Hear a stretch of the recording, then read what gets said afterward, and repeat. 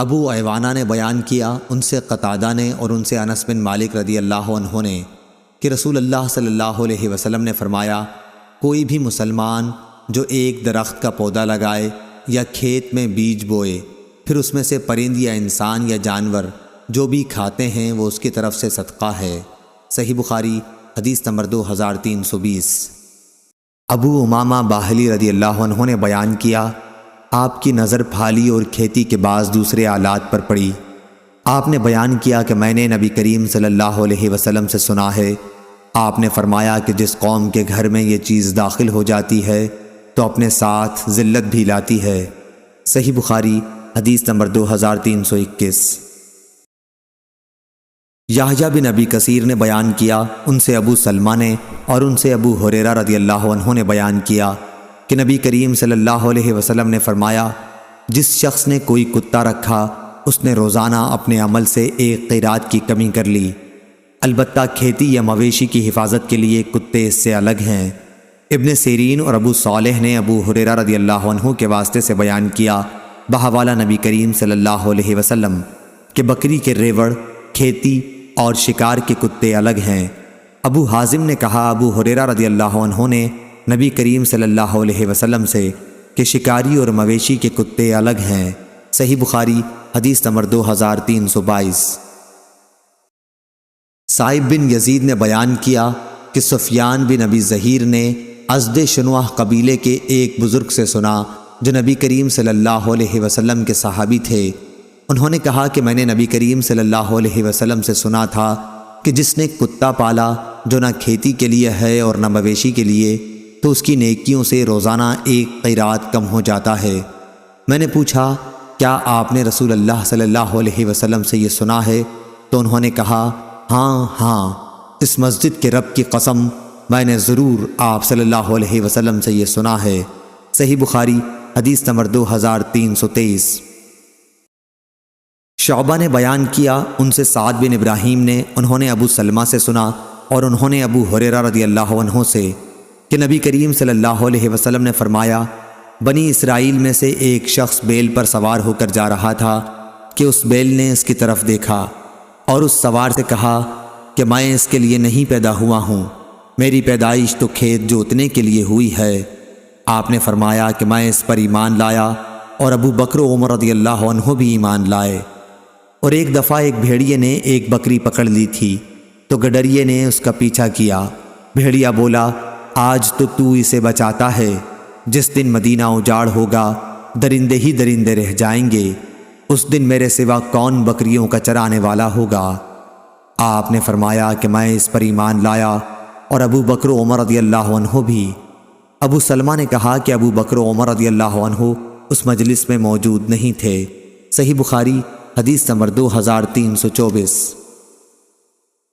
ابو زناد نے بیان کیا، ان سے اعرج نے اور ان سے ابو ہریرہ رضی اللہ عنہ نے بیان کیا کہ انصار نے نبی کریم صلی اللہ علیہ وسلم سے کہا کہ ہمارے باغات آپ ہم میں اور مہاجر بھائیوں میں تقسیم فرما دیں۔ آپ صلی اللہ علیہ وسلم نے انکار کیا تو انصار نے مہاجرین سے کہا کہ آپ لوگ درختوں میں محنت کرو، ہم تم میوے میں شریک رہیں گے۔ انہوں نے کہا، اچھا، ہم نے سنا اور قبول کیا۔ صحیح بخاری حدیث نمبر 2325۔ عبداللہ بن عمر رضی اللہ عنہ نے بیان کیا کہ نبی کریم صلی اللہ علیہ وسلم نے بنی نضیر کے کھجوروں کے باغ جلا دیے اور کاٹ دیے۔ انہی کے باغات کا نام بویرہ تھا، اور حسان رضی اللہ عنہ کا یہ شعر اسی کے متعلق ہے، بنی لوئی قریش کے سرداروں پر غلبے کو بویرہ کی آگ نے آسان بنا دیا جو ہر طرف پھیلتی ہی جا رہی تھی۔ صحیح بخاری حدیث نمبر 2326۔ یحییٰ بن سعید نے خبر دی، انہیں حنظلہ بن قیس انصاری نے، انہوں نے رافع بن خدیج رضی اللہ عنہ سے سنا، وہ بیان کرتے تھے کہ مدینے میں ہمارے پاس کھیت اوروں سے زیادہ تھے، ہم کھیتوں کو اس شرط کے ساتھ دوسروں کو جوتنے اور بونے کے لیے دیا کرتے تھے کہ کھیت کے ایک مقررہ حصے کی پیداوار مالک زمین لے گا۔ بعض دفعہ ایسا ہوتا کہ خاص اسی حصے کی پیداوار ماری جاتی اور سارا کھیت سلامت رہتا، اور بعض دفعہ سارے کھیت کی پیداوار ماری جاتی اور یہ خاص حصہ بچ جاتا، اس لیے ہمیں اس طرح معاملہ کرنے سے روک دیا گیا۔ اور سونا اور چاندی کے بدل ٹھیکہ دینے کا تو اس وقت رواج ہی نہ تھا، نقدی کرائے کا معاملہ اس وقت نہیں ہوا کرتا تھا۔ صحیح بخاری حدیث نمبر 2327۔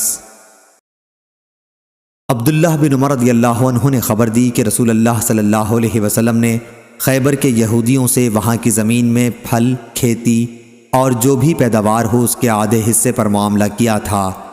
آپ صلی اللہ علیہ وسلم اس میں سے اپنی بیویوں کو 100 وسق دیتے تھے، جس میں 80 وسق کھجور ہوتی اور 20 وسق جو۔